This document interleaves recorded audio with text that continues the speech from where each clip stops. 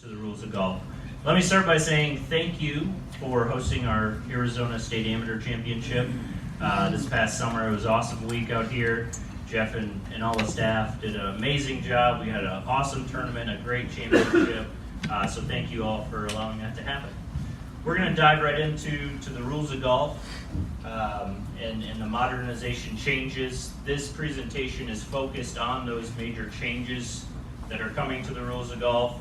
The overlying principle of golf, getting the ball from your teeing ground into the hole without picking it up and moving it, is still there. That's not changing anytime soon. No. So we're still going to play the ball down as much as we can, but in those certain instances where something's happened and you need to take relief or change what's going on with the golf course or your equipment, there's a lot of new changes and some pretty radical changes compared to what today's rules are. So I'll highlight some of those today, and that leads me into the overview. Definitions. Definitions are golf's words of art. So if you've ever dabbled into the rules of golf, you know to start with the definitions, because that's anything and everything that's important and needs to be well thought out and defined in the rules of golf. So anytime you're flipping through your little book and you see an italicized word, that's a definition in the rules of golf, and you can flip to the back of the book and find a complete listing of the definitions in that context. We'll cover a couple of instrumental ones, definitions, and some changes to definitions coming up. Spirit and etiquette of the game. What is expected of you as a player, what a committee can now do to enforce good behavior and code of conduct on a golf course, and what's automatically implied just because you are a golfer. We'll talk about that. Promoting faster pace of play. This is a huge issue in our game. In my opinion, it's probably the number one deterrent to people entering the game, is because they can't spend 6 hours doing it.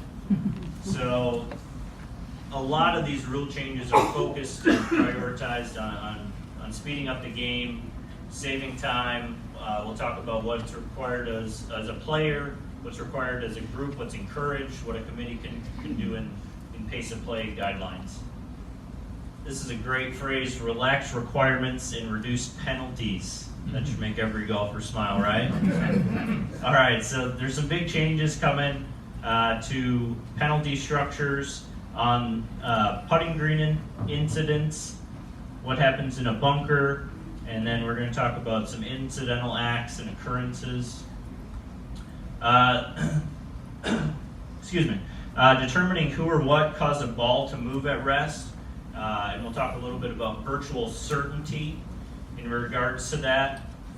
Penalty areas. This is a new term. Basically speaking, replacing the term water hazards or lateral water hazards, but this is going to encompass a lot more things, such as desert areas or areas of, they just really don't want players to play from, and that's a determination by the committee. This definition now summed up says it's in any area on the golf course that a committee wants to give relief under one-stroke penalty from. So it doesn't have to be a body of water anymore. It doesn't have to be a water course. It can be different things for different golf courses or different events on the same golf course. It's a lot of flexibility for what your committee wants to do, and that ties in back to the pace of play issue, which all of this kind of try to funnel back into. So we'll dive into penalty areas, the dropping and redropping procedures. This is a complete overhaul of how we currently do it. The unplayable ball in a bunker. This is very exciting. If you never want to play out of a bunker again, you don't have to. Ever. How great is that, right? Never gotta get in a bunker. That's awesome. So there's a new rule, relief option for taking an unplayable ball within a bunker, and that's going to allow you to take relief on a line behind the bunker for a two-stroke penalty. So you don't have to get into that. There's a two-stroke. Sorry. Keep in mind, Andrew didn't write these rules. And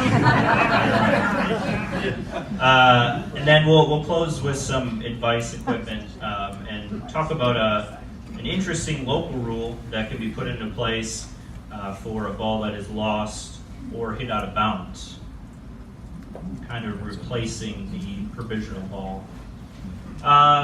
Definitions, words of art in our game. So, ball marker. This is pretty self-explanatory, right? It's common sense. It's an artificial object. This is a change. It needs to be something that's artificial, something that's small. It's a commonly used piece of equipment. You can also mark a ball on the putting green with the toe of your putter. As long as it's artificial, something that's large, you can't scrape a line on the green anymore. I don't think Jeff would be too happy with that. And you can't use a leaf or anything like that. They've gone as far as to define a drop. What is a drop in our game? So that's to let a ball go so it falls through the air, and you have the intention to put that ball into play. You might ask why the rules of golf go through and outline such simple kind of things, right? Well, they're pretty simple to us as very experienced golfers and as English speakers, but these rules are being translated into dozens of different languages, and they found out when they were trying to reproduce these words and the phrases that they mean completely different things in different languages, such as through the green.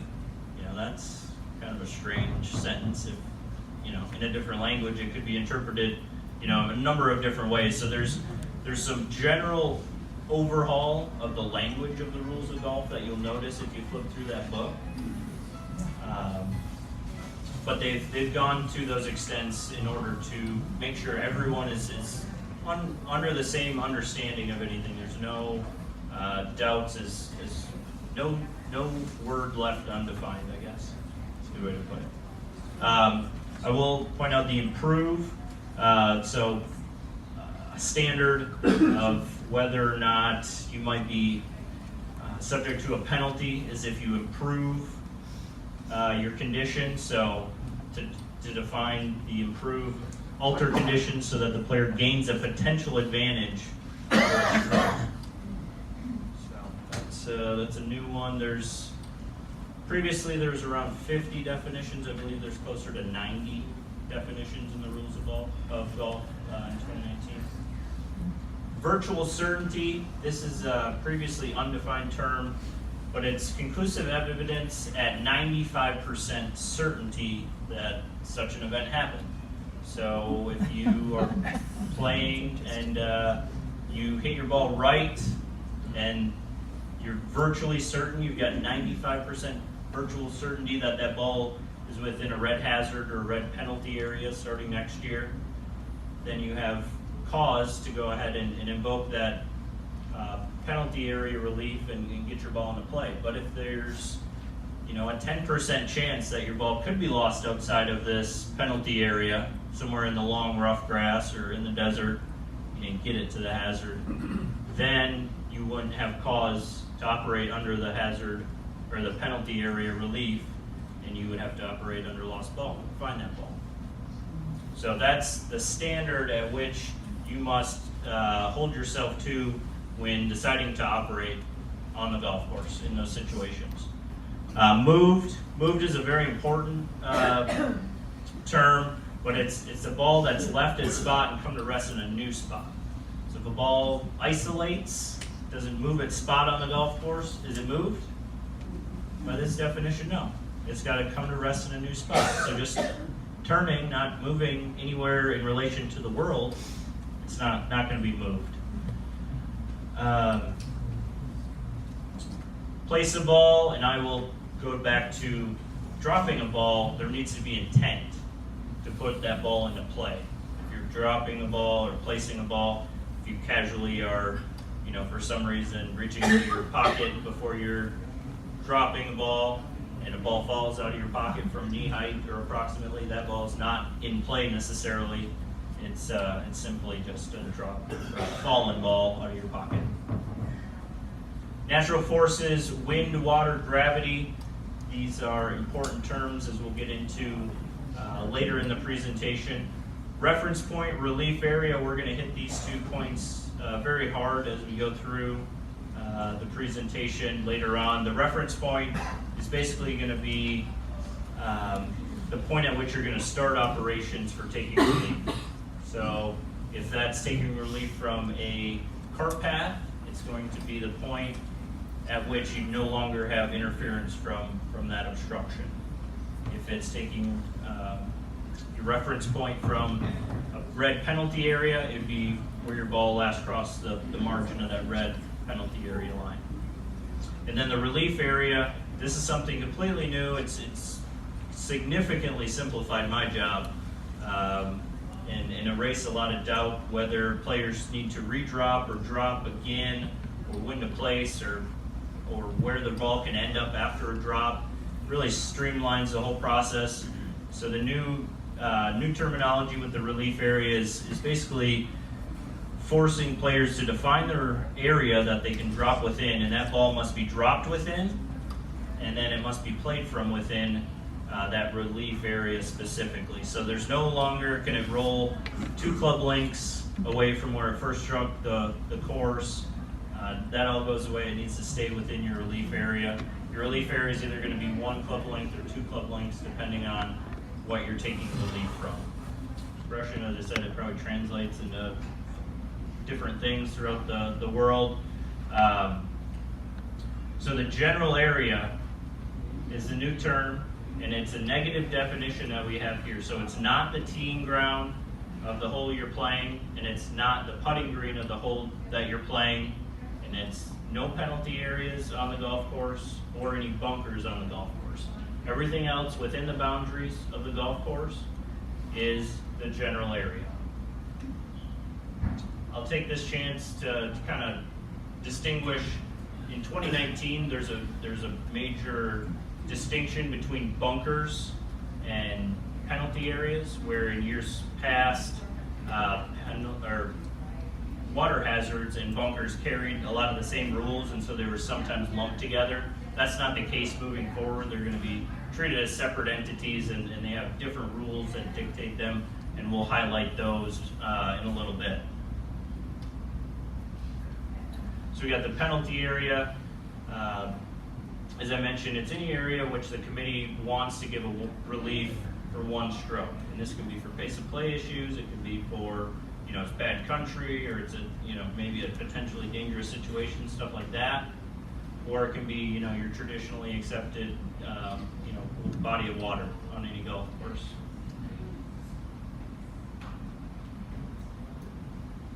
Two really important terms starting in 2019 are deliberate and accidental. So if you read the slides here, deliberate is, if you're taking a deliberate action, you're meaning to do so, your mind is of the mindset that you are going to do this action. Accidental is, it wasn't your intention to do something. You didn't intend to ever breach the rules. You didn't intend to, maybe replace your ball in a slightly incorrect area. And if that is the case, there's a lot of changes to the rules, implying that there won't be as many penalties distributed to players for these accidental breaches of the rules. When you get into deliberate, if you're deliberately breaching the rules, if you're cheating, for lack of a softer word, I guess, in that situation, then you're going to get the full blunt of the rule here.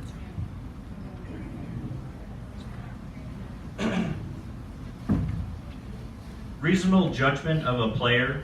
This is well put together in the rules book, and it's basically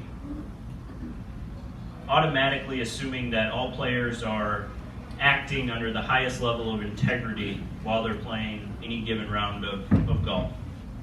So they believe you're not ever out there with any bad thoughts or any thoughts of maybe gaining a slight advantage over someone else, or maybe moving that something that you're not supposed to, whatever it might be. the rules of golf are assuming that don't have any of those thoughts. So hence, rulings are going to be passed along that way. And one good instance of this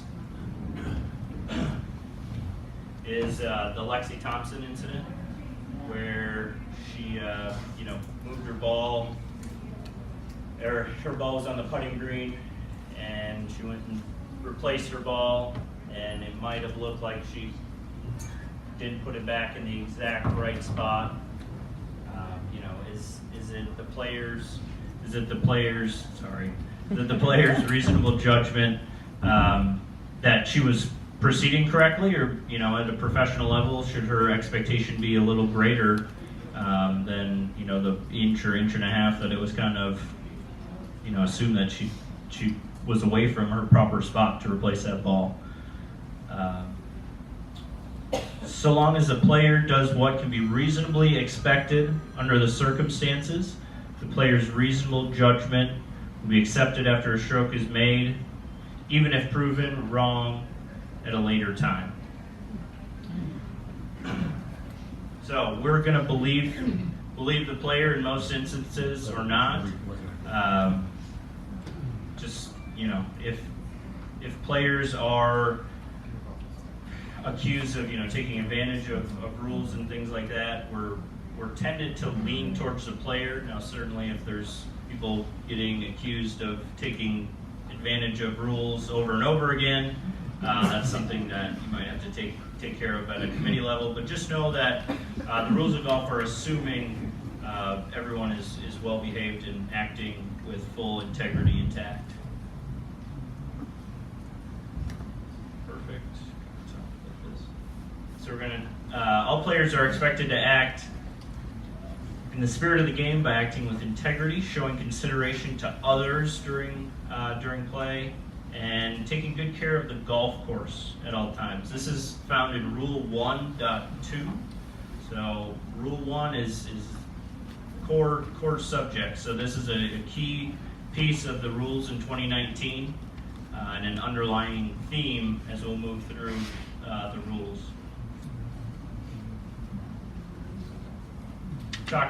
Continuing with player integrity, one good example of this is in 2019 there is going to be no requirement for a player to notify a fellow competitor or their opponent if they are checking if a ball is unfit for play or if a ball is embedded. Certainly it's still good practice to notify someone while you're picking up your ball out there. They might have questions, or they should, but there's no requirement for you to do so. So that's hopefully going to speed up play. It's assuming players' integrity, that if you're checking that it's could be embedded, that you're doing so with good intentions. It might actually be embedded and not just to get the ball in your hand.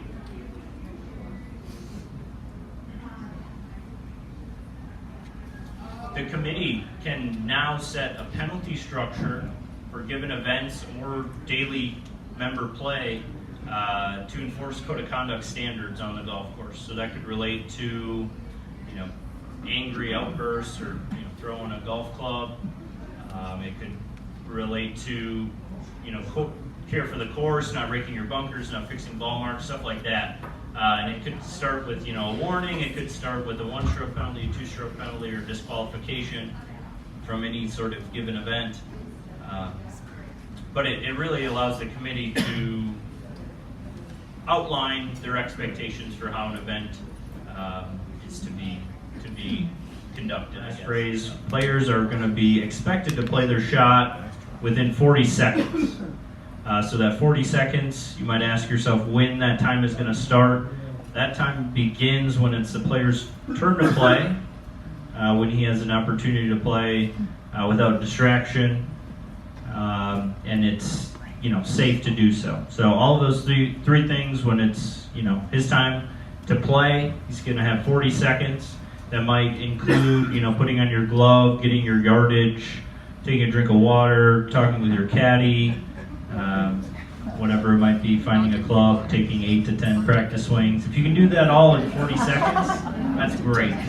You're going to meet the expectations of the USGA. So 40 seconds is plenty of time to play a shot. I know it seems silly, but you watch the guys on PGA Tour, they're taking multiple minutes to play a shot. I'm not for sure how this is going to be enforced on the PGA Tour. It's way above my pay grade. But it'll be interesting. But it's certainly encouraged. You might have seen over the last summer on the European Tour, they had the shot clock. That's kind of an interesting idea, right? You know, bringing light to one of the biggest issues in our game. So it's an interesting idea. I think as we move along in the next few years, we'll see an increased priority of pace of play on the PGA Tour, the LPGA Tour as well. The order of play when starting a hole depends on who has the honor. After that, it is based on which ball is farthest from the hole. In stroke play, however, there is no penalty for playing out of turn, and the 2019 rules both allow and encourage you to play ready golf, which means to play in a safe and responsible order that is most convenient and that saves time. These players agreed to play out of turn because the player farther from the hole had a difficult shot, and the other player was ready to play. Yeah, so that was great what she did there. She had a difficult shot. She waved him up.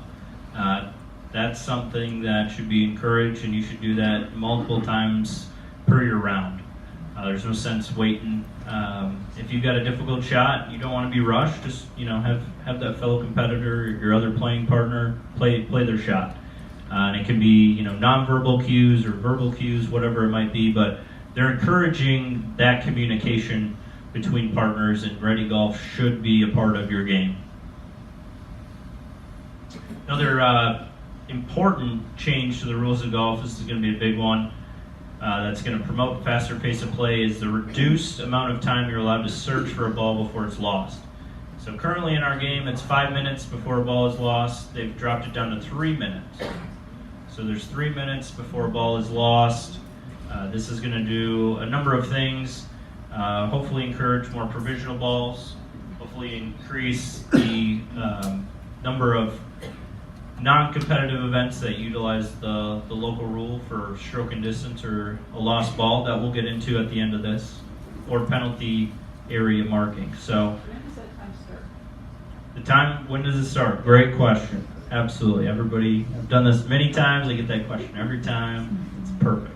So that time is going to start when you as the player, your partner, or your caddy arrives in the general area that your ball is believed to be. So if it's, if you're watching one of your friends who's playing in a match and you're up in the fairway and you're just out there as a spectator, she hits her ball, you go to start look for it, her time hasn't started because you have no status in relation to that match that's going on. So you can go over there, look, and begin search, and her stopwatch would start when her or her caddy or her partner would arrive. Good question.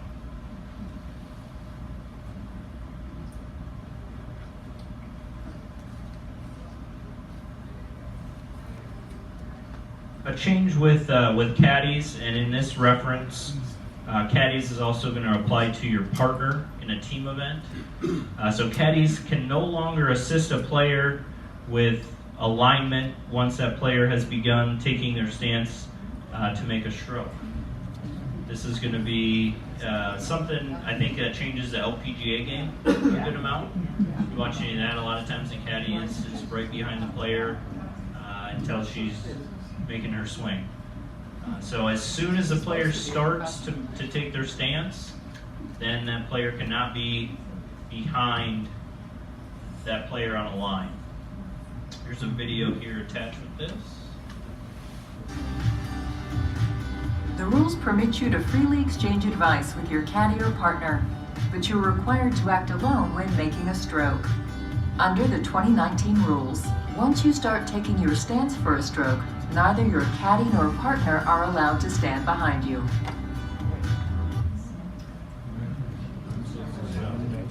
As soon as, it applies to the partner as well. So if, as soon as you're, starting to take your stance, you're stepping into that ball, that's when the caddy or your caddy or your partner cannot be there.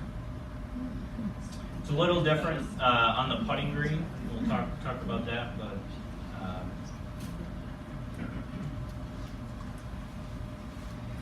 here's another little change. Caddies, they're always authorized to mark, lift, clean a ball, and replace a ball on the putting green. Let me ask you this question. How many times over the past year have you played with a caddy? Anybody over 5 times? 5 rounds? Right here? Couple people? Okay. Anybody over 2 rounds?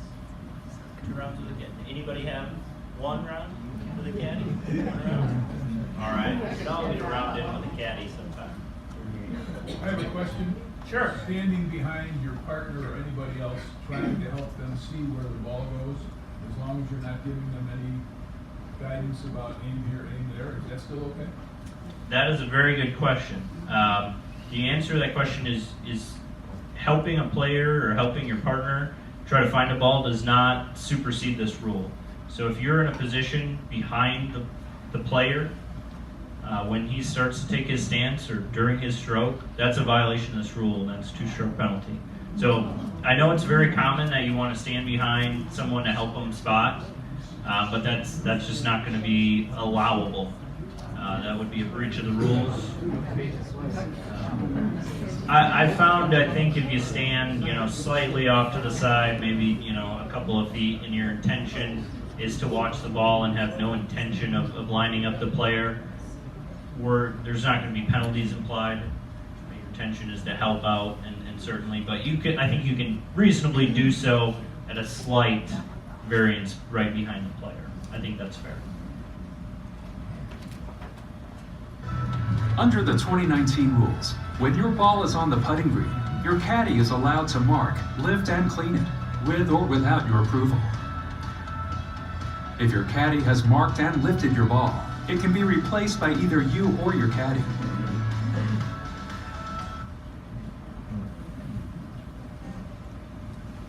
Does that include a partner too? Yes. Your partner can do that. Anytime. Pretty much anything that you can do, your partner can do. And I'm not quite virtually certain, not quite 95%, close, that a partner can drop your ball too. I'll have to look at that. Yeah. All right, along the lines with promoting faster pace of play, you can putt with the flag stick in the hole. There's no need to move that from a stroke, or before a stroke is made from the putting green. And I keep teasing you guys with this optional local rule for stroke and distance or lost ball. You can see that's this photo down here on the right. Just it's a good visual. You can see where the shaded area is, right behind the player to his right. That's going to be an area that the player is able to drop in. That would be his relief area for this. His ball is believed to be lost in the bush on the right-hand side. So his relief area is going to start where the ball is believed to be lost. 2 club lengths on the other side of that, all the way to the fairway of the hole being played, and 2 club lengths back onto that fairway. That's a 2-stroke option for the local rule, 2-stroke penalty option. And if you think about it, it's pretty much the equivalent of hitting a good provisional ball. Sorry, I get to talk with my hands. Andrew, I can confirm our golf committee is adopting that local rule. That will be in place here at Town Verde Golf Club. Oh, nice. So, yeah, if there's any questions about that one, we'd be happy to take them because that'll be very common. I think the worst feeling in golf is when you're standing on a tee and you see the group ahead of you driving back to the tee. Yeah. And so this rule is completely intended to avoid that situation. Yes. Yep. Okay, that's great. Great info. Absolutely. So, saying that, knowing that you guys are going to invoke that local rule, provisional balls won't be a thing with that local rule in effect because you don't need one. You don't need to hit a provisional ball if you're going to be able to get back in the fairway with a lost ball. So it is actually, it'll explain in the video a little later, but it's actually not going to be allowable for a provisional ball. Sure. On a flag stick, are you allowed to deliberately leave the flag stick in on a putt in order to use it? Yes, there's a good video coming up here shortly. But yeah, you can leave a flag stick in to gain an advantage. Provisional ball, he gets a 3 off the tee. Yes. Okay, but using this, you are now dropping in the fairway and hitting 4. Yep, so you're going to be hitting 4 either way from the fairway. That's fine. Yep, and it guarantees your provisional ball is safe in the fairway, which guarantees are good. Over there. Is it a 2-stroke penalty whether or not you find the ball? In other words, the ball is into the desert. Well, if you find your ball, this rule is for a lost ball or a ball that's out of bounds. So if you find your ball, you gotta deal with it. Drop it out of the bush. Yeah, you gotta deal with that under those rules. And by the way, you have to keep it in the desert or you can put it on the grass? For this local rule, Yeah. you can go all the way in the grass. 2 club lengths onto the fairway. There's a video. Video's great. We've got this gentleman in the back. He's been patient. With that, you still have to have agreement that that's where the ball is lost. It's gonna so that You have to, your playing partners have to agree that that's the location. the question is do you need confirmation from your playing partners that this is where it's lost? Right. To answer that in 2019 terms, no. Your reasonable judgment as a player is going to be expected, and it's not going to be questioned. If this is where you think your ball is, and you're prepared enough to drop your ball, even if it's in disagreement with 3 other people, then that's totally your right. It's your control. And if you feel like you're operating correctly, then that won't be any sort of question after the fact. Yeah, good question. Yes, sir. Father Gill, on the optional local rule for stroke and distance, you said it would either be 2 strokes or 1 stroke. When is it only 1 stroke? The optional local rule for stroke and distance is a 2-stroke penalty option. I thought Father Gill, you said it might be a 1 stroke in certain situations. I'm not for sure. I could have said that if I said it was completely wrong. No, so if you have this, which, okay, you guys are all members here. Starting January 1, if you pump a ball into the desert, you can play this local rule. So you're not going to be able to hit a provisional ball. You shouldn't hit a provisional ball. But wherever you lose that ball, or wherever you think it's lost, wherever you think it's ended up to be, that area is going to, I said a reference point earlier is a common term, so that becomes your reference point where you think that ball is lost. So you're going to be able to drop a ball, put a ball back into play under a penalty of 2 strokes, anywhere from where that ball is believed to be lost, 2 club lengths on the outside of that, all the way back to the fairway of the hole that you're playing, and 2 club lengths onto the fairway. So that's, you're going to pay 2 strokes, you're going to be hitting 4, which is basically the equivalent of going and playing a good provisional shot. But it saves you a lot of time, it saves you the embarrassment of maybe needing to hit a provisional ball. And then, yeah, it just saves a lot of time. This gentleman over here has been patient. You said that you can't hit a provisional ball, but I thought I also heard you say that you can hit a second tee ball, for example, under the stroke and distance penalty, where you have to play that second ball. It's not provisional, but it's a second shot. So that example, okay. I thought that you said that. The example is the gentleman shanked his tee shot way in the junk. This local rule is in effect. So his options are, he can always take stroke and distance, no matter where you are on the golf course. You can always go back to where you last played from for 1 stroke. So if his better option might be to take stroke and distance and go back to the tee for 1, but that's his ball in play. It's not a provisional. It's not a provisional ball. It's the ball you're down in play. Right, correct. Speaking the same language. Yes, sir. It's not where it crosses the desert, it's where you think it ends up the desert. Big hairy slice that goes. It's where it's believed to be lost. Or you know it went out of bounds. It's not where it entered the hazard? No. This is not a hazard situation. We're talking lost ball out of bounds. I don't want to get stuck here, guys. We're gonna have a video. promise there's a good video, and I want to save some time at the end for questions after the video. So we're going to keep moving, unless someone has a question not related to this local rule. Very good. All right, so redropping procedures. This is a big change for 2019. When dropping your ball under the new rules, the likelihood you will need only one drop will increase, while the randomness of your resulting lie will be preserved. The procedure is simple. Hold the ball at knee height, let go of it so it falls straight down, and make sure that it lands and comes to rest in the relief area. Don't throw, roll, or spin the ball, and don't let it hit you as it falls. Good video. See, it's so simple kids can do it. 6-year-olds. I'm sure those kids have great golf swings. Good question. So if your ball hits you, so I'm taking relief, I'm going to drop. Before it hits the ground, it hits my shoe. That's going to require me to redrop. Okay? I can't hit anything before it hits the ground. If it hits the ground and bounces and hits my foot, but it remains within the relief area, that ball is good to go. Ball's in play. This is a great diagram here on everyone's right. So we're not dropping from shoulder height. We're going down to the knee. It's roughly knee height, whether it's the top of your knee, the bottom of your knee. But it's going to be your vertical knee. You can't squat down like this guy in the right corner. And you can't shorten your knees. So it's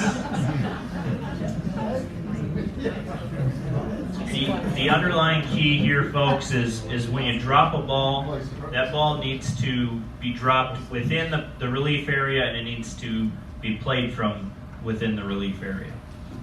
You can't drop it from higher. No, you have to drop it from the knee height. This right here, knee height. I think a good point here, Andrew, and correct me if I'm wrong, if you do have that old habit of dropping from shoulder height, you have to take corrective action, correct? And drop it from knee height. And if you don't do that, you're subject to penalty. Yes, that's a great point, carrying it forward. If you do mess up January 1, I'm sure we'll all probably do it until we think about it. But you can correct that incorrect drop until the time you play that ball. So if you do find yourself, you drop it from shoulder height, you can simply pick it up, redrop it from knee height, and that's going to be your first drop. That's your first good drop. Yes? We get a lot of animal holes out here, a lot of balls in animal holes, so from which you get a drop, right?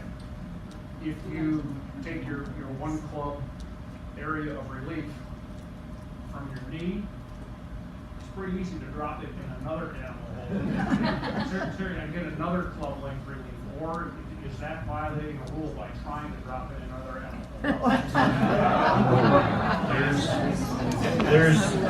There's nothing in the rule book that says you can't know the rules and take advantage of the rules and use them to your benefit. If that's what you want to do, you're certainly entitled to do so if you're savvy enough. If you're out there all day, that's probably not a good thing at the end of the day. But that's what you want to do. There's nothing in the rules that prohibit it. I think at a certain point, if it was excessive, and certainly if it's causing delay, your integrity might be questioned at that point a little bit on what you're trying to do here. But yeah. Do you get a club length from an animal hole? From an animal hole? No.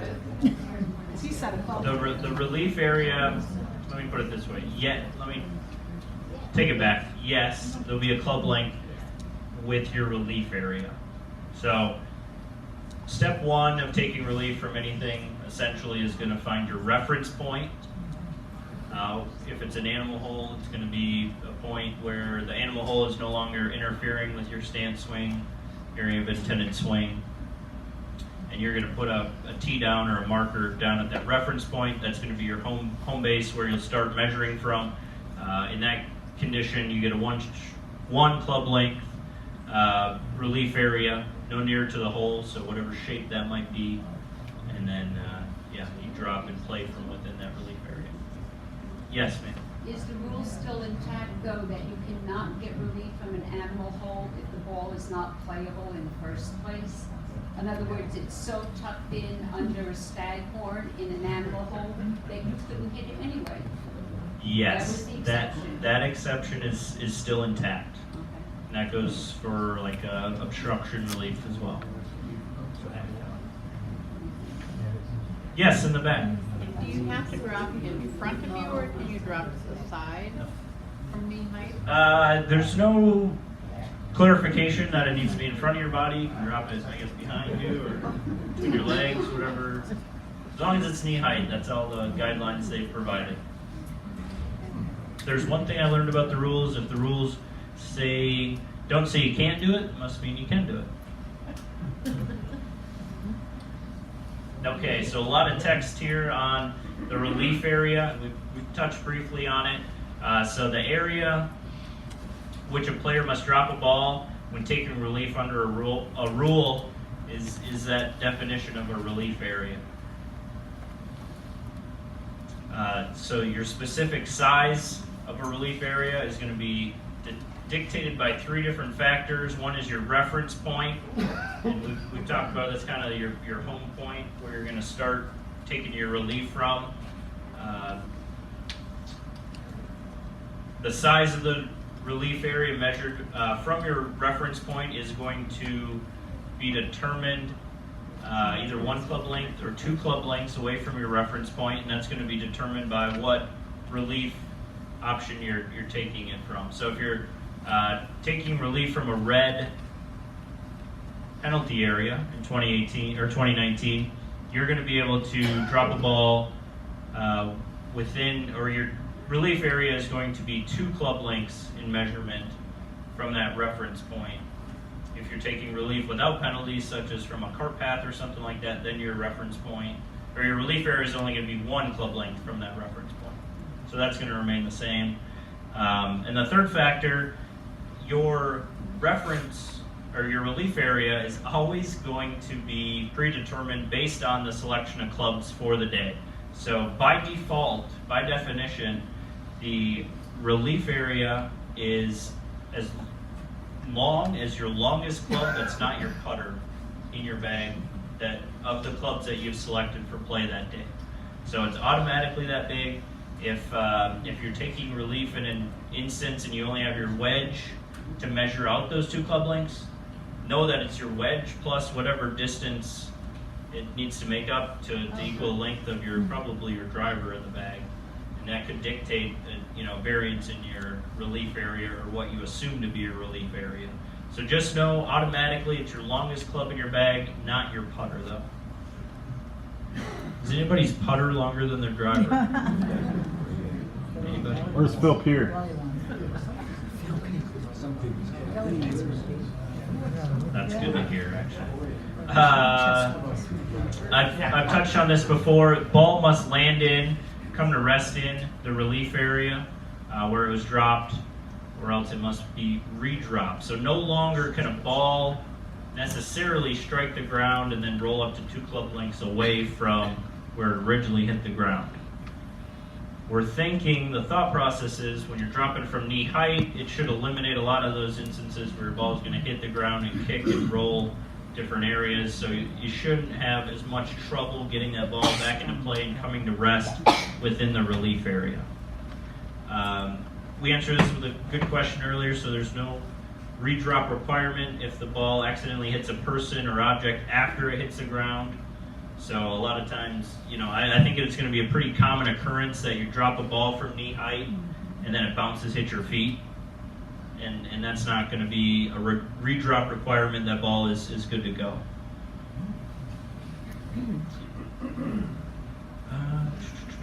So similar to how the rules operate in 2018, in 2019, if you drop that ball and it comes to rest outside of the relief area, that's a redrop. The second redrop, if that happens again, the ball comes to rest outside of the relief area, then you would place that ball where it first struck the course after the second drop. there's a good video here coming up demonstrating that.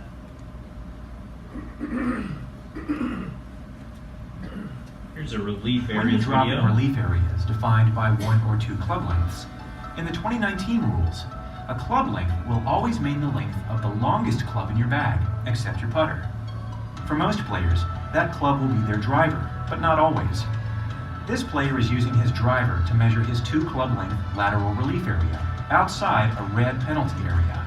This player's back on the line relief area is 1 club length on either side of and behind the point he has chosen on the line from the hole through where his ball was unplayable in the bunker. He is estimating the size of his relief area without measuring, then dropping well within 1 club length of that point.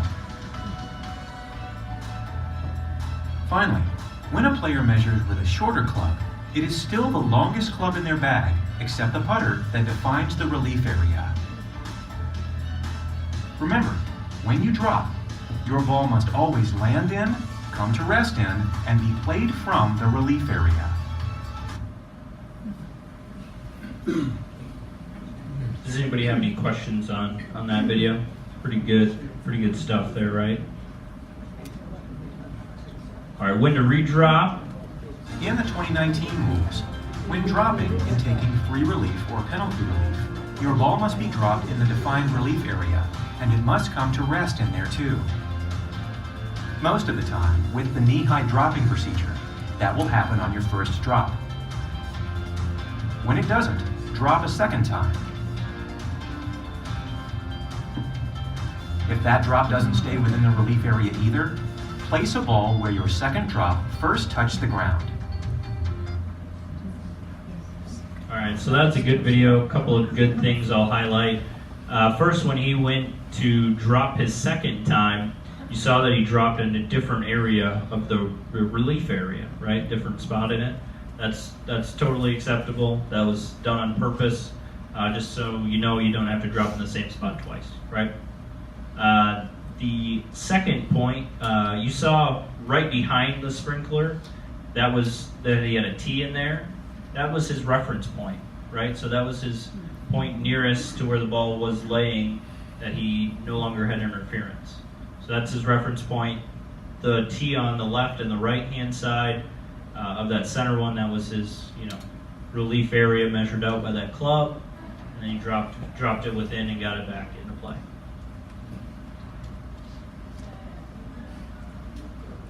Here's a new change. It eliminates a lot of senseless penalties for next year. Anytime you're going to drop a ball and put a ball back into play, you're allowed to substitute a ball. So say you're taking cart path relief and you notice a little scuffed, you can swap that ball out with your relief. So anytime you're taking relief from something, you can go ahead and substitute a new ball. When the 2019 rules let you lift your ball to take relief instead of playing it as it lies, you will be allowed to either use your original ball or substitute and use a different ball. In the 2019 rules, you are allowed to substitute a ball when taking free relief, as well as when taking penalty relief. This player is substituting a ball when taking free relief from a cart path.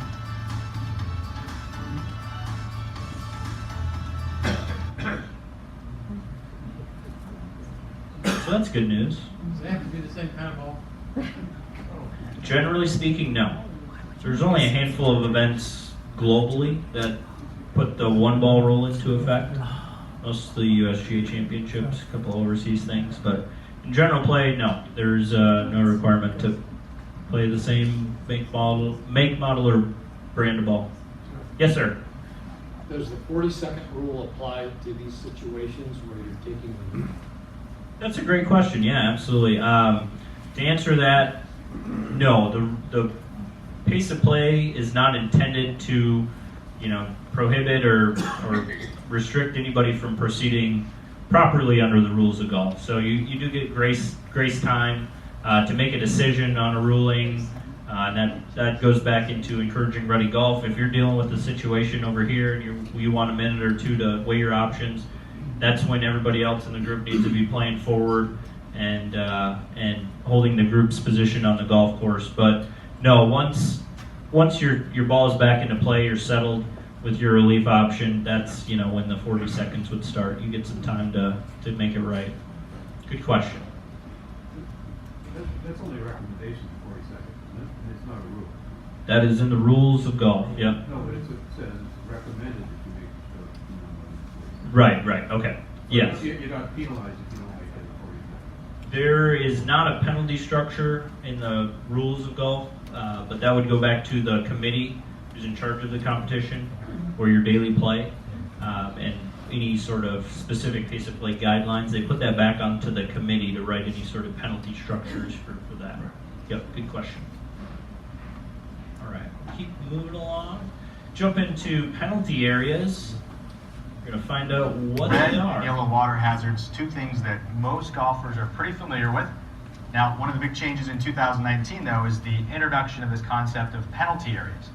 The ability for committees to now mark additional areas with red lines. So I think 2019 moving forward, we're actually going to see more red lines on the golf course. I think that's correct, and we'd be happy to see that. We on many golf courses around the world, you'll see areas such as this.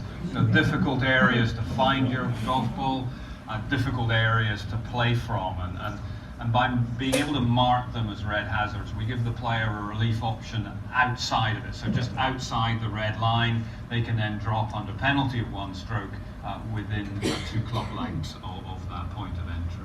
I mean, this change is really all about giving some flexibility to the committee when it comes to defining their golf course.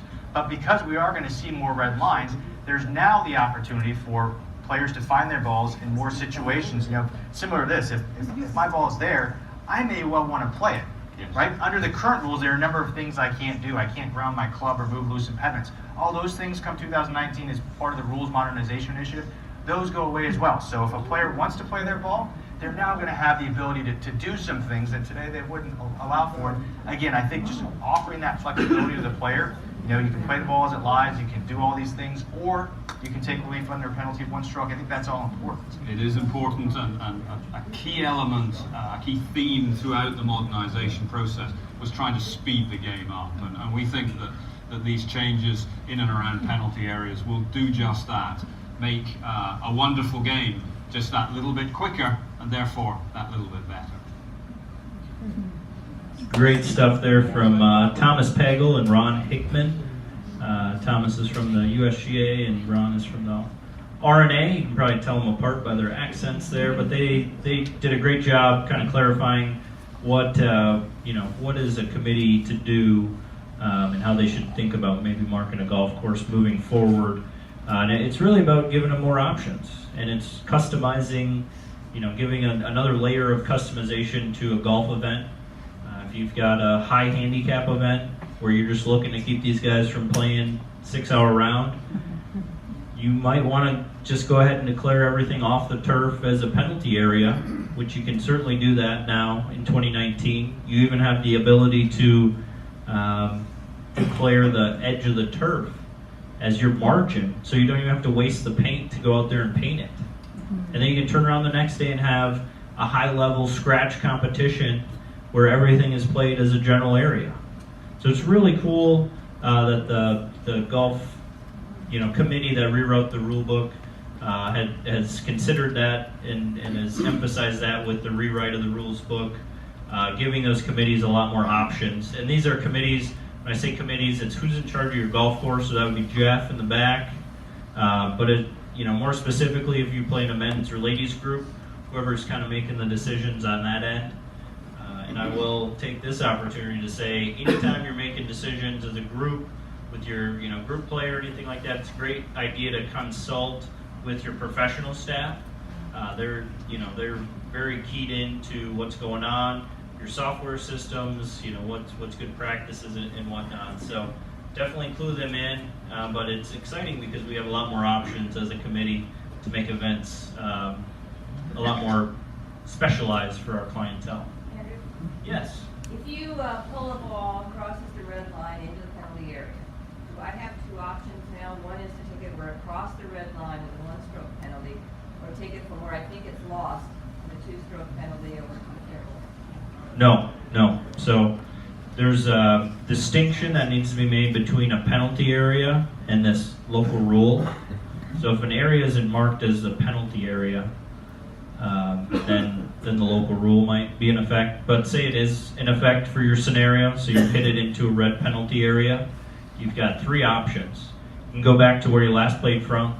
You can take that lateral relief from the point where you cross the red line, or you can go back on a straight line, making that line with the flag sticking where you cross the margin of that red line. Those would be your 3 options. So yeah, it's important to try to keep those things separate. It's just dependent upon how the golf course is marked. And you can, yeah, mark it on the golf course, define it in terminology in your conditions of competitions as well.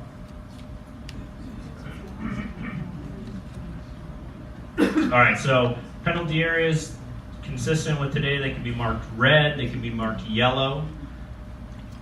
Kind of reversing their former outlook on penalty areas or hazards. The USGA and the R&A are really supporting the marking of a lot of areas red versus yellow. In the past, the default has been mark everything yellow unless it's impossible to drop behind that hazard, then you need to mark it red. But now they're saying, let's mark everything red, and if you still want to mark something yellow because it's integral to how the court or that particular hole is played, so you got an island green or something like that, then you can still play it yellow, certainly. But it's just a little bit of change of heart in philosophies for the USGA and the R&A.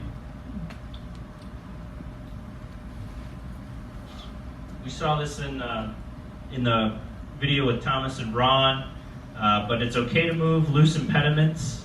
It's okay to take practice swings. It's okay to ground your club, and it's okay to touch the water, all when your ball is within a penalty area. Same if it's a yellow penalty area or a red penalty area, but you can do all of these things. So basically, you can treat the ball like it's in the general area. If you think about it, you can do all the same things as you could when the ball is in the general area, right? Question? Is there ever a situation where you get relief in the penalty area, like if your ball is on the green in the penalty area? Nope. So it's a good question, but the penalty area, that rule is always gonna supersede any sort of obstruction. Yep, good question there. Over here. If you have a rock in a penalty area, can you move it? Would you consider a movable? The question is if you can move a rock within a penalty area. Sure, the answer is yes. A rock is a loose impediment. And when we get into bunkers, I'll share with you all my personal beef with the 2019 rules. We'll talk about that later. I don't want to get riled up now. But to answer your question, yes, it's a loose impediment. A rock is a loose impediment. A stick is a loose impediment. A pine cone is a loose impediment. All of that stuff is a loose impediment and can be moved without restriction. The only thing, you're not restricted on what you move as far as loose impediments go, but if you move your ball as a result of moving a loose impediment, then you're subject to a 1-stroke penalty and you need to put that ball back to where it was moved from. We've got a video here that'll go into some more details. If you find your ball in a penalty area and want to play it from there, the same rules apply as when playing the ball from the fairway or the rough. So before making a stroke, you are allowed to move loose impediments, make practice swings that touch the ground or any water inside the penalty area, and ground your club near your ball. Yeah, so relaxed procedures when your ball is within a penalty area, absolutely. So depending on what type of penalty area, red or yellow, your ball comes to rest in is going to dictate what options you have. So with the red penalty area, you've got 3 options. You can always play from where you last played from. You can drop within 2 club lengths of the reference point, with a point where your ball last crossed the penalty margin. Or you can go back on a straight line, making that line with the flag stick and where your ball last crossed that margin. So 3 options there. Yellow limits you to the back on the line relief and the stroke and distance, or where you last played from. Those two options, taking lateral relief, club length relief in a yellow hazard is not, or a yellow penalty area is not an acceptable form of relief. When taking relief from a penalty area for one penalty stroke, one of your relief options in the 2019 rules is going back on the line. Follow these steps. Estimate the point on the edge of the penalty area where your ball last crossed as it went in. Imagine a straight line running from the hole through that estimated point and extending behind the penalty area. Go back as far as you like and identify a spot on that line. Measure or estimate a 1 club length wide relief area on either side of and behind that spot. In the 2019 rules, a club length is always the longest club in your bag except your putter. Then drop a ball in the relief area. Your dropped ball must land in and be played from the relief area. Good demonstration of the back on a line relief option. We're going to see that a couple more times. And here's the lateral relief.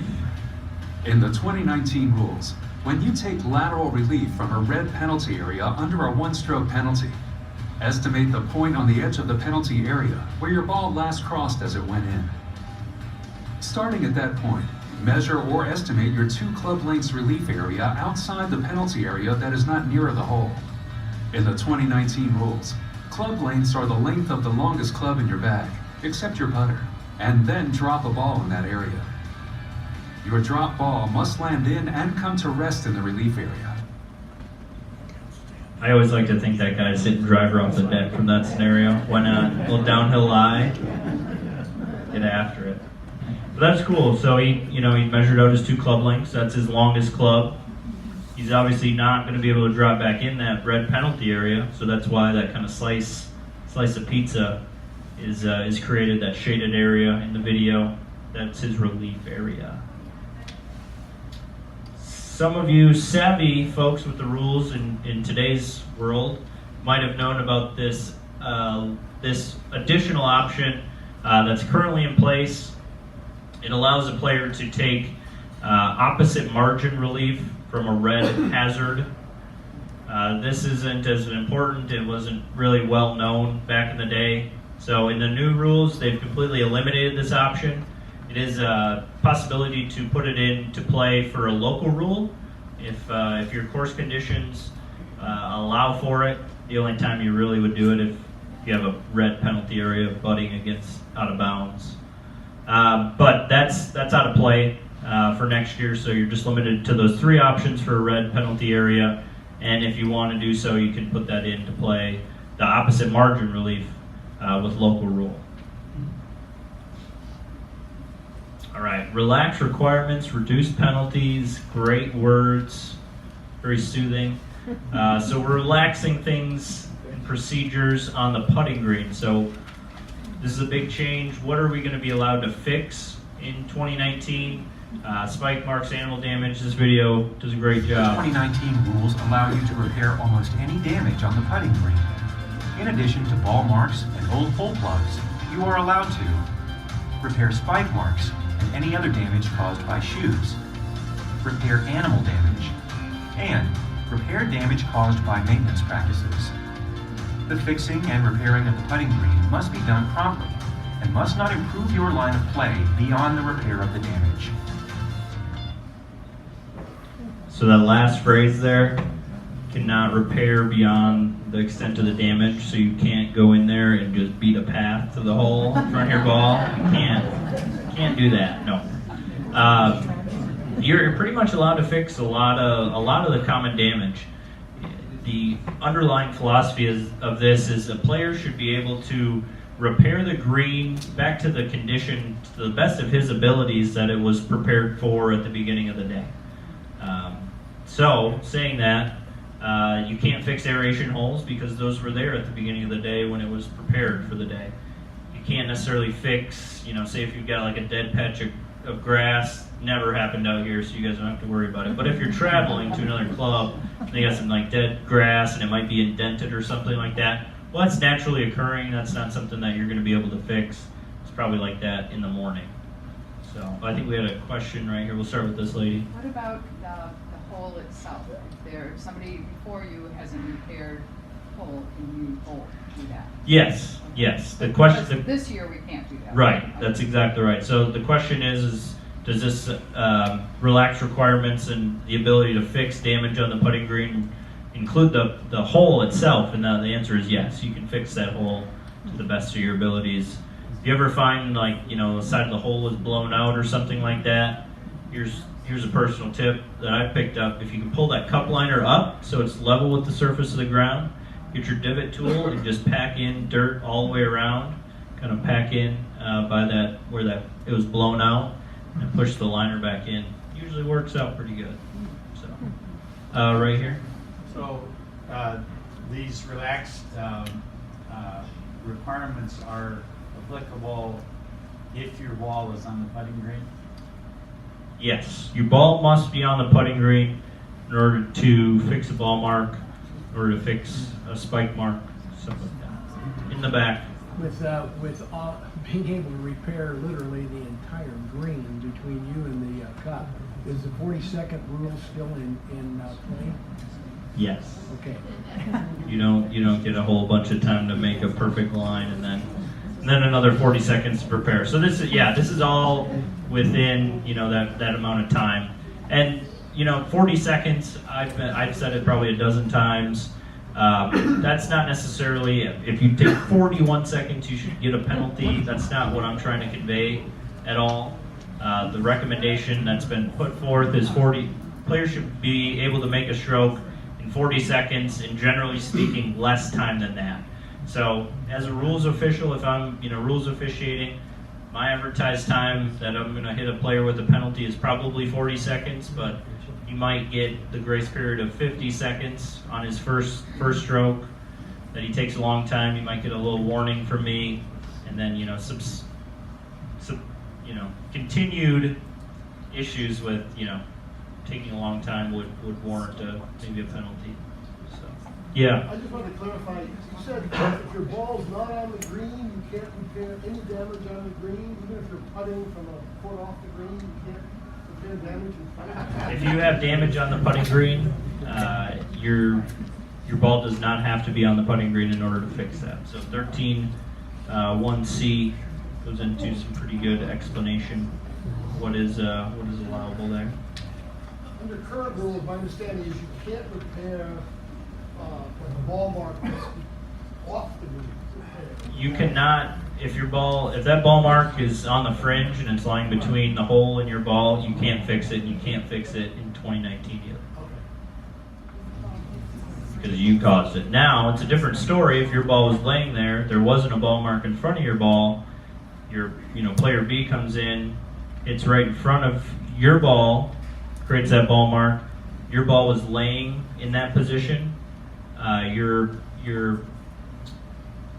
entitled to that condition when the ball came to rest. Good distinction. You guys are keeping me on my toes this afternoon.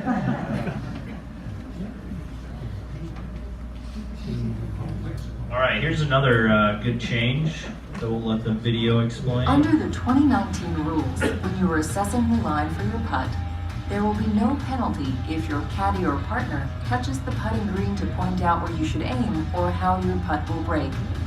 This includes touching the green with the flagstick.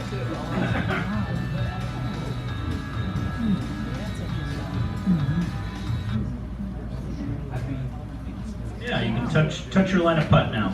Not a big deal. You can touch it when you're fixing damage. You can go up there and get a feel for halfway between. You can touch the line of putt with the flag stick. You can be indicated. One thing that you still can't do is you can't have something in position or a player position in order to give you that line when the stroke is being made. So if I'm tending the flag stick for Jeff and I say, hey Jeff, aim for my right foot. That's the break, that's the line. And I stand there and he makes that stroke. Fortunately, that's going to be a 2-stroke penalty on Jeff for my poor issue.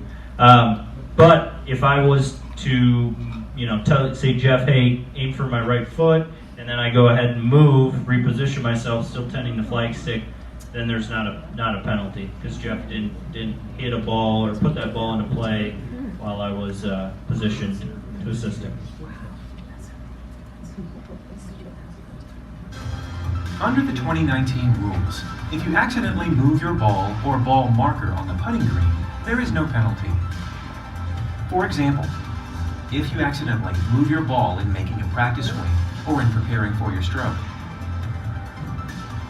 drop your ball marker on your ball and move it. Move your ball with your foot.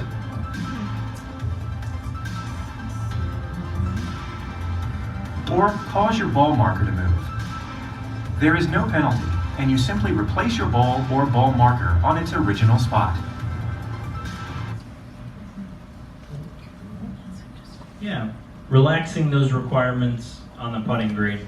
So that's a point in your golf round that it's expected for you to pick up the ball, mark the ball, be handling the ball. So we're going to be a little more generous when you fumble it. So eliminating a lot of these useless penalties on the putting green is a great thing. I think it's going to encourage better pace of play. It eliminates a lot of do I put it back or what do I do here? So it streamlines the whole process when you have a slight issue on the putting green and you really have no ill intent.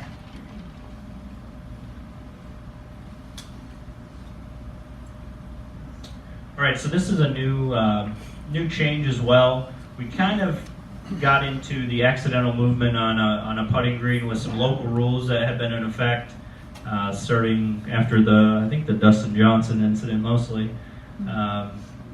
So we're kind of a little more experienced with those.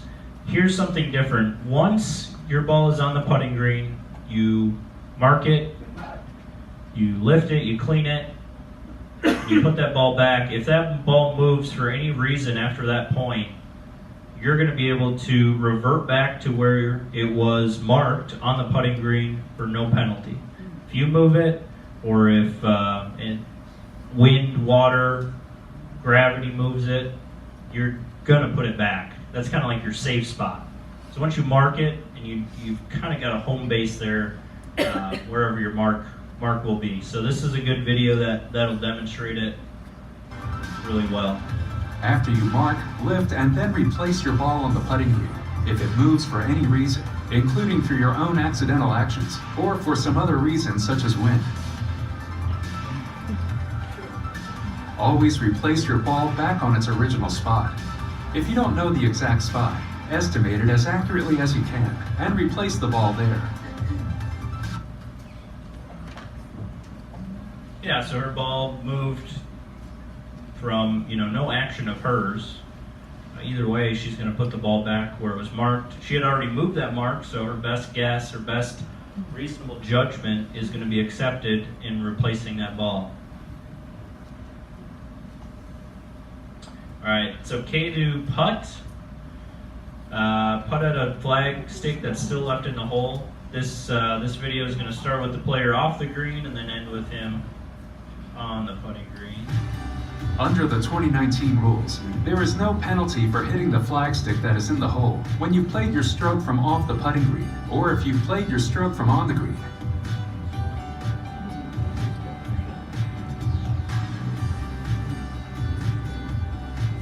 So if you want to leave the flagstick in the hole, perhaps to save time or because you think it helps you, there is no penalty if your ball hits it. If your ball is not holed, play it as it lies. Pretty simple right there, pretty straightforward. Jumping into bunkers. And remember, we made the distinction between bunkers and penalty areas moving forward.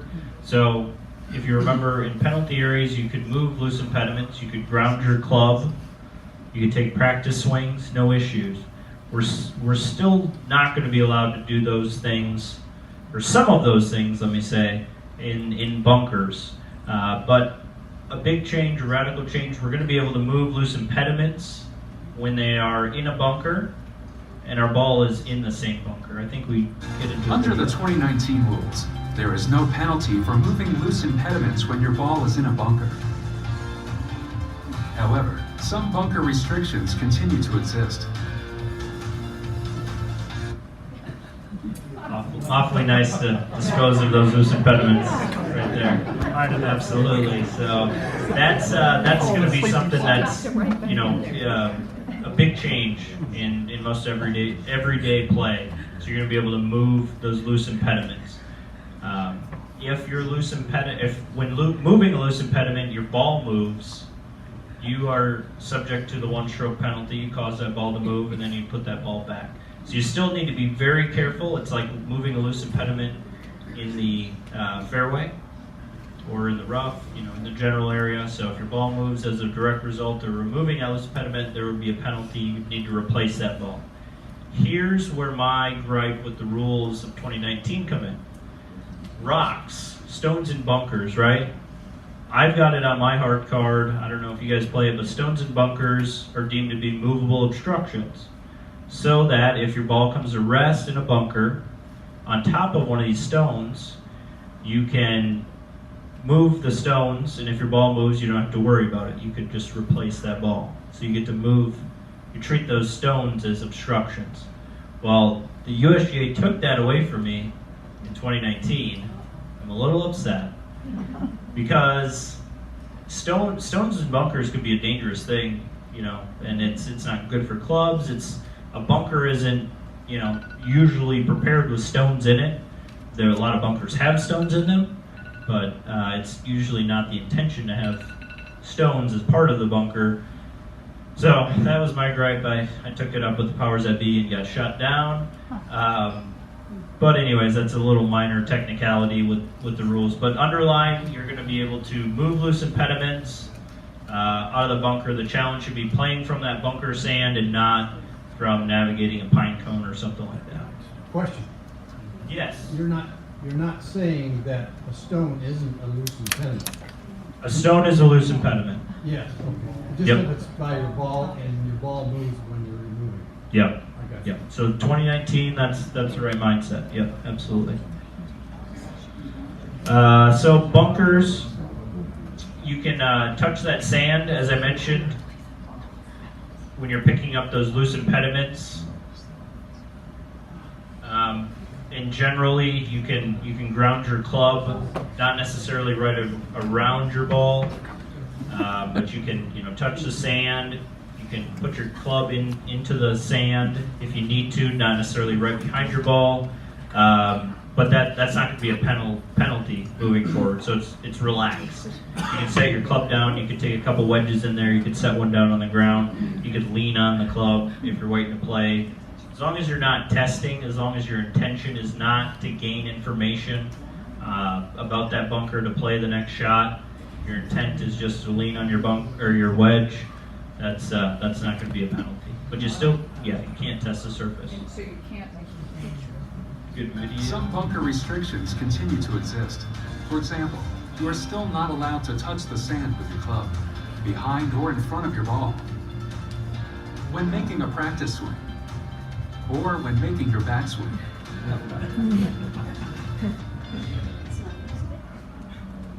Right, so in reference to this gentleman's question of what's allowed, what's not allowed, you can't ground your club immediately in front of or behind the ball, right in the ball's general area. You can do some touching of the sand to remove loose impediments. That's the most common act that would require you to touch the sand, lean on that club. As long as you're not testing, you're not out there testing the conditions, not going to be a penalty situation.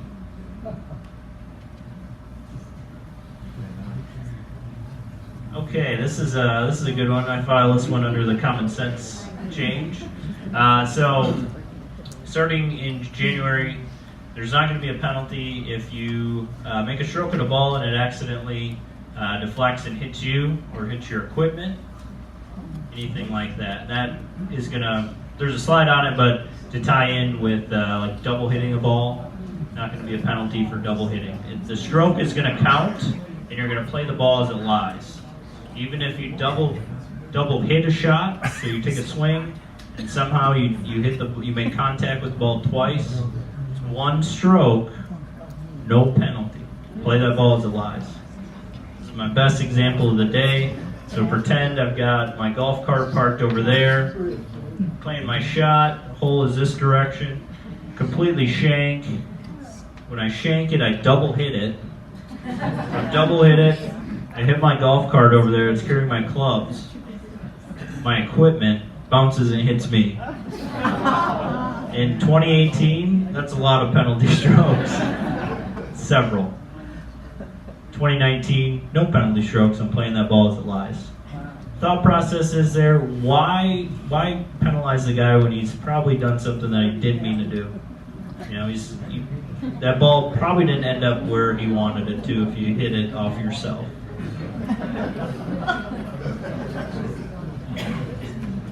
All right, accidental occurrences. In today's rules, players feel limited when they're searching for a golf ball because they're still on the hook for a penalty if they're searching for a golf ball and their ball moves.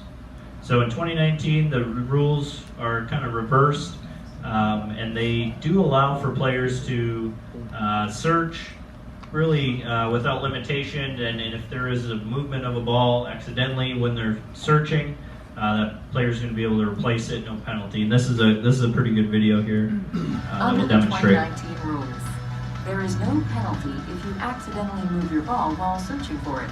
If you do, replace your ball back on its original spot. If you don't know the original spot exactly, like this player, simply estimate it, including how the ball was lying under the grass, and replace the ball there. Right, so he was given his due diligence trying to find that golf ball, certainly. So he found it, he did what he had to do to find that ball. But what he did secondarily is most important. He recreated that lie the best he could. So he knew that he didn't see that ball when he kicked it. So he's, wedges it in there pretty good and deep into the grass, and that's what you're going to be expected to do as well. So whether that be under, some sticks or behind some rocks or whatever it might be, you're going to be expected to recreate the best of your abilities. Yes, ma'am. What if you run over it with your cart and it goes deep and that's it? If you run it over with your cart, that's going to be a one-stroke penalty, and you need to put the ball back to where it was. If you rolled it straight down, you don't get embedded ball relief. But would you be, say you're searching for the ball in your cart, I think is what she's saying. If you're driving down the rough, which you shouldn't be doing in your golf cart. Gotcha. But it's a little easier. Yeah. So if you're in search, if you're searching and driving the cart, then that wouldn't be a penalty. You would want to replace the ball. If it hadn't moved from where you drove over it, then you would recreate the lie in a very similar location right next to it. Yes, sir. Back to the previous slide. I'm in the sand trap, and I accidentally don't get my golf ball out of the sand trap. It rolls back into the sand trap and hits me in the leg on my foot. No penalty, right? Correct. So the question is, you're playing out of a bunker, you fail to get the ball out of the bunker, it bounces off the lip or something like that, and it hits the player. Again, that's not going to be a penalty. You just play that ball as it lies. Yep. And then in your example about hitting your golf cart, is it true then that anytime you hit your golf cart, it's no penalty now? Or just out of the bunker? No, anytime you hit your own equipment, it's not going to be a penalty. Yep. But you should not try to hit your golf cart. That's not the goal. All right, we're going to keep chugging along. All right, so we talked about the double hits here. No penalty. We talked a little bit about the virtual certainty standard, 95%. This example is going to show us virtual certainty in regards to if a player causes ball to move or not. Other than when your ball is on the putting green, if you take an action near your ball and cause it to move, you get a one-stroke penalty under the 2019 rules.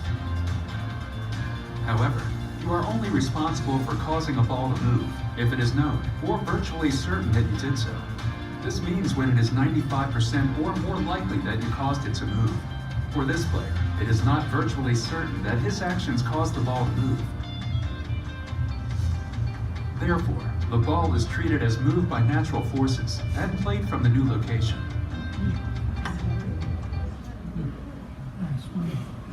All right, so even though that player was taking a couple of practice swings, you know, in the immediate area next to the ball, you know, it would be, it's not quite conclusive. They didn't have the virtual certainty that he did cause the ball to move. So he's going to go ahead and play that ball from where it came to rest. If he was 95% certain that he did cause that ball to move, then he would need to replace it, and he would actually get a one-stroke penalty as well. Okay. As I promised before, if you don't want to play out of a bunker ever again, this slide is for you. So, moving forward in 2019, this is going to be an additional option when you're taking an unplayable ball relief and your ball is within the bunker. So, on this video here, we've got the player's ball right on kind of the edge. He's in the bunker, he's in the sand. Going to be kind of a gnarly shot there. So he's going to demonstrate in the video an additional option to the unplayable ball. Let me set the stage by saying the original options for taking unplayable relief when your ball is in a bunker are still intact. So for one stroke, you can take a ball from where your ball is unplayable and take your 2 club length lateral relief and drop within that penalty area. Or you can use the back on a line relief option and with staying in the bunker, drop the ball and put it back into place. So those 2 options are still intact under one stroke relief. And let me add to that, you can always go back to where you last played from if that's outside the bunker. That might be your intention. So you have those 3 options always with an unplayable ball. And this is an additional option for when your ball is unplayable within a bunker, and it's going to cost you 2 strokes. When you decide your ball in a bunker is unplayable, under the 2019 rules, you have an extra option that lets you drop back on the line outside the bunker for a penalty of 2 strokes. Imagine a straight line running from the hole through where your unplayable ball is. Identify a spot on that line as far behind the bunker as you like. Measure or estimate a 1 club length wide relief area on either side of and behind that spot. Then drop a ball in that area. Your dropped ball must land in and be played from the relief area. Pretty cool, right? No need to go in any more bunkers. One thing that I'll take this opportunity to point out, when you're taking the back on a line relief, that relief option can go back as far as you'd like. And in regards to the reference point, so the reference point is kind of like your home base where you're going to start your relief from, right? So it's a great practice to actually physically put a tee in the ground where you want that relief or that reference point to be on your line. So if you're creating that line with where your ball was, using this example, coming back from the bunker and the flag stick, put a tee in the ground to identify your reference point, or at least identify the reference point in your mind. If you don't do such, and you just are back on a line and you drop a ball, you need a reference point to determine where your relief area is going to start. So, if you don't go ahead and identify where that reference point is going to be, it by de facto becomes the point where the ball hits the ground first. So, where this could get a little tricky for players, say, I'm taking back on a line relief, the line that I'm coming back from is Jeff there. I drop the ball appropriately, from knee height, but I haven't identified that reference point. It strikes the ground and then rolls forward, or it rolls even a half a turn forward. Well, that's nearer to the point than where my reference point was, because the reference point becomes where it hit the ground. So if I play that ball, I'm not playing from within the relief area, and I could get penalized for playing from the wrong place, or I would get penalized for playing from the wrong place. So that's something to keep in your back pocket. You don't. It's a good practice to physically put a tee in the ground. It's a gray area if you can mentally identify. It's hard to prove what you're mentally thinking, but again, we're assuming that everyone's got the integrity to, play by the rules. So, good idea to identify that reference point with a physical object every time. Clubs.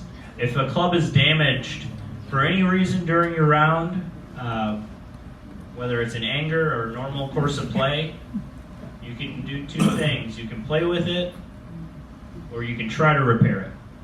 Actually, three things. Or you can not play with it. So, even if you snap a club in half, you can continue playing with that shorter end if you want. It's going to be conforming for the rest of your round that day, but you cannot replace it. Even if you were taking a swing to play a ball and it got wrapped around a tree and it bent your shaft, you're not going to be allowed to replace it. So in the current rule book, this was probably 3-4 pages of text on when you're allowed to replace a club, when you're not, all kinds of certain things, but this is really kind of just said, nope, you're not going to be allowed to replace it. Except, there's always an exception, right? Except for if you do not cause the damage, or you do not cause the breakage, you're going to be allowed to replace that club. So if Jeff and I are playing, and he's striping his driver, and I go in his bag and maybe lean on it, or you adjust some things, snap it in half, whatever, he's going to be allowed to replace that club, and he's probably going to be charging me for it. So any questions on that? Pretty cut and dry. Yes, go ahead. Well, if you swing and the head flies off, have you caused the damage, or? Yes, I would say yes. If you swing, something falls off your club, you probably did it. So, but yeah, you wouldn't be able to fix that. So, it is a little, in my opinion, maybe a little more penalizing on the player. But hopefully, you're not breaking a whole lot of clubs on a regular basis. Andrew? Yes. I assume player means player, caddy, partner. Yes, if a player, caddy, partner, all kind of share in this under the player category. Yes, so man.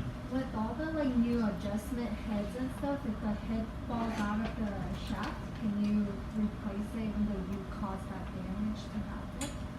Yes, you can try to repair that as long as it doesn't delay play. If it's something simple as like a screw's loose or something, that's no issue. But you couldn't pull out of your bag like a brand new head or a brand new shaft or anything like that and assemble it to create it. But you could try to fix that particular club to the best of your abilities, but you can't delay play. Good stuff. All right, distance measuring devices. Show of hands, who plays with a rangefinder? Everybody, right? So, common sense change here. Everybody's playing with a rangefinder. The rules of golf now permit the use of rangefinders. It used to be permitted by local rules, so this is completely changing. We're allowed to use the rangefinders. We still only can measure distance. We can't do the slope. We're not supposed to use the slope function, whatever other functions there might be on those things. So you can still use it to measure distance, and now it's allowed by the rules. So PGA Tour, LPGA Tour, they'll use a local rule to take those DMDs out of play. Andrew, on what about slope on those? No, he Can't just said- use slope. Sorry. No, just I'll listen distance. next time. All right, drum roll. This is the local rule for the stroke and distance. Promised it. Here it is. I'm going to show it. No longer delay. Let me just say it's very important. It's a good video. It's very descriptive. I'll quit delay.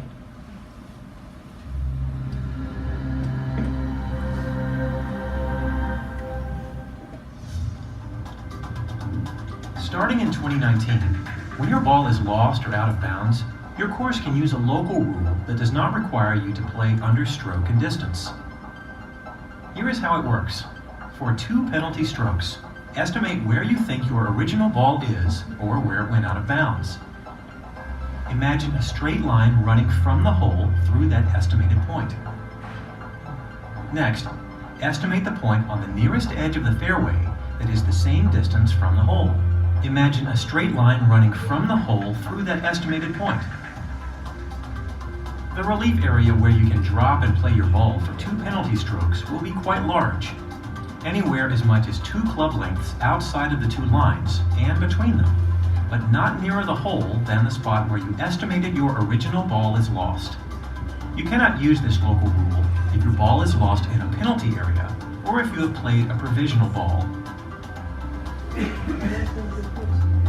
To learn more, please visit usga.org/rules.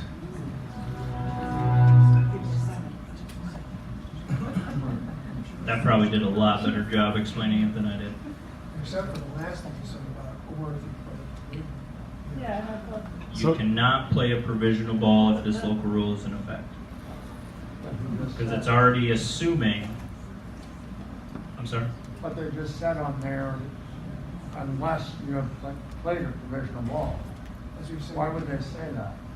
Isn't it, if you play the provisional, you have to play the provisional, and that local rule is no longer an option? Right. Okay. Right. So point of clarification. So I haven't even seen the full text for this local rule, just this video essentially. But I think it will reference, if that local rule is in effect, provisional balls are not allowed, and any ball played in addition from the tee would be stroke and distance. And so that would be your ball in play, and you couldn't operate under this local rule. I think one more point or question: if a ball is found, say say Steve is looking for my ball in the desert and he finds it, and I'm saying it's lost, and I'm about to proceed under that rule. If he finds it, I have to deal with that ball in play, correct? Yes, if there is a ball found within 3 minutes, when people are in the area searching, the player has a requirement to go and identify that golf ball. So hopefully, if you instruct the players in your group, hey, that one's lost, we're going to move on, then hopefully they just respect your wishes and don't go looking for that ball for the sake of pace of play. Because if it's found, you have to deal with it. Right. Yep. So at the end of the day, if this sounds like this local rule is going into effect, so provisional balls are just not needed. It's going to be faster to take relief, search for your ball and take relief than play a provisional ball from the tee. So. I think the Yes, ma'am. confusion is because we're still using the word provisional ball. You have the right to hit the second ball, but that's it, you're there. That's your ball then. Is that correct? You're not calling it provisional, that doesn't exist. So I don't want to answer that question because I said I don't have the full text of what this local rule is. It's definitely opened me up to a few questions, tough questions. But the best we're doing is off the video. I do know that if you have this local rule in effect, you shouldn't be playing provisional balls because this rule basically negates the purpose of a provisional ball. Yeah. And if you hit into a hazard with a red line and you know it's a hazard, you cannot use this stroke of distance. You have to play it as a lateral hazard. And take your relief at the point you enter the hazard. Yes, absolutely. So good question here. If you're virtually certain that your ball is in a red penalty area, this is a terminology in 2019, then you must operate under that penalty area relief. This would be applicable. That's a mouthful right now. Yes. Can you declare a ball lost off the tee? When you hit it, you declare it lost and then go. So then you would no one could look for it? The question is, can you declare a ball lost off the tee? The answer to that is no. You could put that original ball out of play by simply putting another ball into play off the tee and invoking stroke and distance. So say you hit your ball way right and you know you don't want to find it, and you don't even want to look for it. This local rule for stroke and distance isn't in effect. You can just, say I'm gonna, hit another one, I'm gonna play under stroke and distance here. And that action would put the original ball out of play. But you can't just verbalize it. This gentleman in the back? This is a question for Jeff. Is this gonna be in play now? Starting of the year? Starting in 2019, it'll be in place. So, good question. Our local rules sheet will be publicized in the next Divot update. We've got it basically in final form.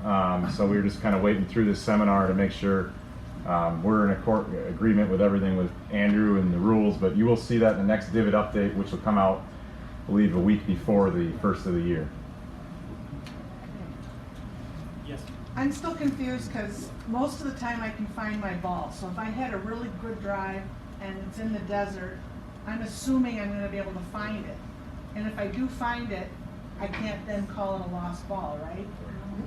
No. But if I find it and it's in a bush and I don't want to, and I want to go back and hit another ball, Unplayable lie. Unplayable lie. so isn't this going to slow up play?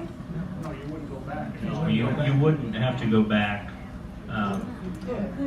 You can always go back to where the last played from. But I'm not going to hit a provisional because I think I'm going to find my ball. So you either play it as it lies or take an unplayable, which gives you three options. The best two are 2 club lengths, no nearer the hole from the spot it lies, probably in that bush, or back on the line between the flagstick and the point where your ball lays. The third and least attractive option would be to go all the way back to the previous spot, in most cases. Okay, I'm getting it. Yes, so and you always have that option on the golf course, no matter where you're playing from.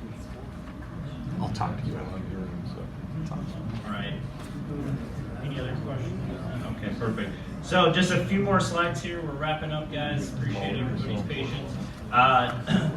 We've got a new form of play that's going to be an option for committees to use in stroke play next year.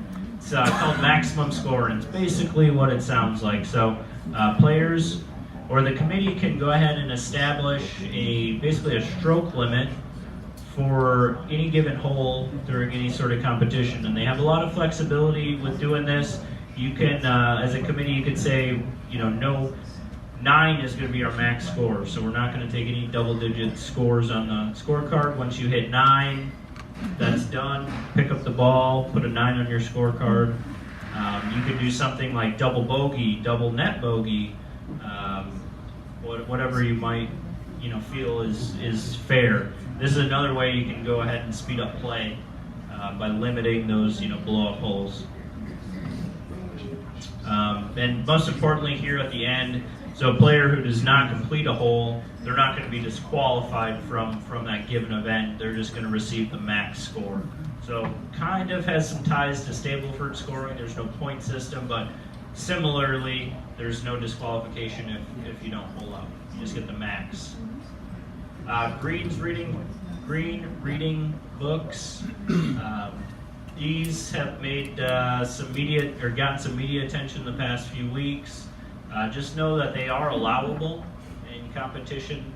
What the ruling that the USGA passed down a few months ago was in relation to the size limitations and basically the scale that these books can be reproduced and used on the golf course. So overall, if it fits in your pocket, 4.5 by 7, that's going to be something that you can use in competition play or everyday play. If you might have saw Jordan Spieth on occasion, he's got like a huge binder, like legal sheets printed out. You guys all into it, but those aren't going to be allowed at all. So, probably not a whole lot. I think you guys have the Straka line out here, right? We do, yeah. And those are permissible, right? That size? Yeah, that size is all perfectly legal. So The restriction is really on the blown up diagrams, but anything kind of smaller, more common, is going to be acceptable. Okay, in review, we talked about a number of topics and a number of underlying themes for the rules. Pace of play is a huge factor. A lot of big changes that will encourage and promote pace of play. We talked about the relaxed penalties in bunkers, on the putting green, and for accidental occurrences. Talked about virtual certainty and that determination that standard penalty areas, dropping, unplayable ball options. Does anybody have any questions before we wrap things up? Right over here. I have a question about practice during play. I know during stroke or during match play, it was always possible to re-hit a putt if you miss it as practice is going on holding up play. But I thought that wasn't permissible in stroke play. But now reading this, I think it seems like it is during stroke play.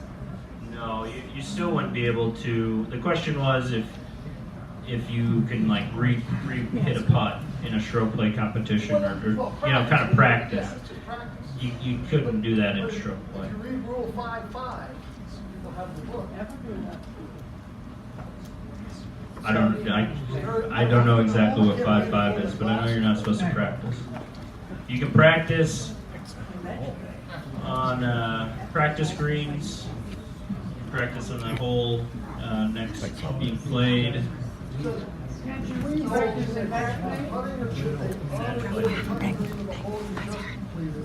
Any practice green and teeing area of your next hole. Not be made for a bunker or delayed play. Is there a limitation statement at the end of that? Just, I don't think so, but such practice strokes must not be made from a bunker. It must not unreasonably delay play. As you may practice putting or chipping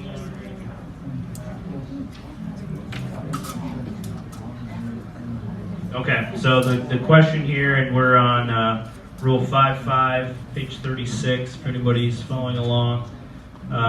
Between holes, you may practice putting or chipping on or near the putting green of the hole you just completed, any practice greens on the course, the teeing area of your next hole, but you can't play from a bunker and you can't delay play. Now in the past, that wasn't allowed in stroke play in the past. yes, in the past the committee could limit it to just the tee of the next hole and any practice greens. You could omit the practice green or the green of the last hole played. So that's a good change. Good question. Yes. So when you were talking about the bunker, you said you would never have to play a bunker game. Does that mean you can declare any ball in the bunker unplayable? You can declare any ball anywhere, anytime unplayable. Okay. Yep. So if you guys remember that Phil incident this past year at the Open, right? Big deal was made out of it because he, circumnavigating the rules. Well, if you think about it, if he was really worried about, that ball ended up in the bunker, he would have been much better suited by saying, okay, that ball is unplayable, I'm going to go back to where I last played from.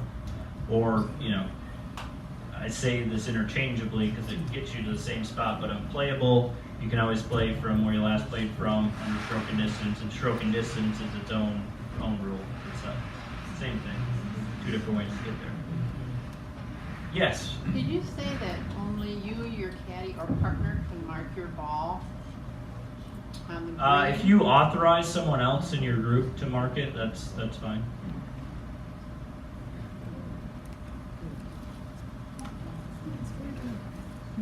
All right, any other further questions? I'll be hanging around here for a minute or two if anybody wants to ask any individual questions, but thank you guys so much